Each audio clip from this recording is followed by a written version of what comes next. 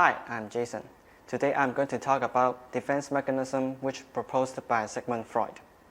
As we experience stress and anxiety every day, defense mechanisms are psychodynamic functions of anxiety, which help a person to avoid conscious recognition of an unacceptable impulse. It should also be noted that people rarely rely upon a single defense mechanism to defend themselves. Typically, they use several defense mechanisms to resolve conflicts and relieve anxiety. So, I'm going to talk about different defense mechanisms in detail.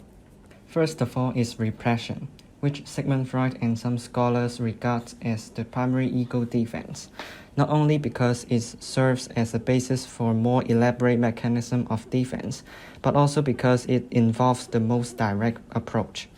Repression is the process of excluding distressing thoughts and feelings from consciousness. For example, a person who has suffered a terrific personal failure through repression may become unable to recount the experience. It is the most basic and widely used defense mechanism. And according to Sigmund Freud, repression is only a temporary solution because it will return back to consciousness after a period of time.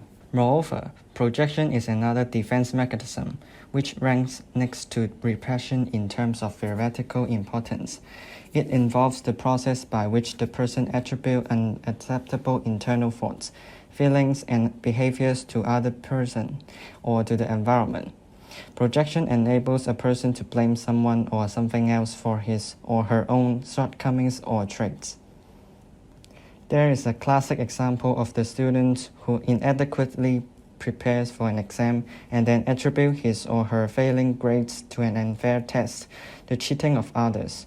According to Sigmund Freud, he perceives projection as psychological, which the truth is you don't admit it and you recognize it unconsciously identifies with others through projection. Denial is a defense mechanism which Sigmund Freud suggested that occurred when someone refused to acknowledge that an unpleasant event has happened.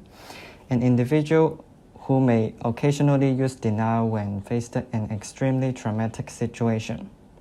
Denial of reality is also evident when people say, "It can't happen to me." There's an example to demonstrate. If the police knock on your door and tell you that one of your relatives was involved in a car accident and died, and there are 3 different reaction conditions. The first one would be the healthiest way, in which you break down completely and cry with tears at the moment when you heard about this news. The second one would be you attack the police after you heard this news, which is a kind of defense by attacking because you don't think it is true. And the third one would be how denial occurs. You would stand there and act like nothing happened after you heard about this news. Apart from the above unhealthy defense mechanisms, there is the one and only healthy defense mechanism, which is called sublimation. It is considered healthy because it allows the ego to change the aim or objects of impulse without inhibiting their expressions. For example, a person with violent urge may become a football player, or a person who was excessively concerned with order may be an architect. To conclude, we all experience anxiety and stress throughout our life. Defense mechanisms are the way which help us to deal with the emotion that we have. But at the same time, if we use some negative mechanism, which will cause us more serious emotional damage, we can seek for free counseling service provided by non-government organizations, which keep your identifications and conversations confidential, and provide professional emotional support at the same time. That helps you avoid further development into mental disorder.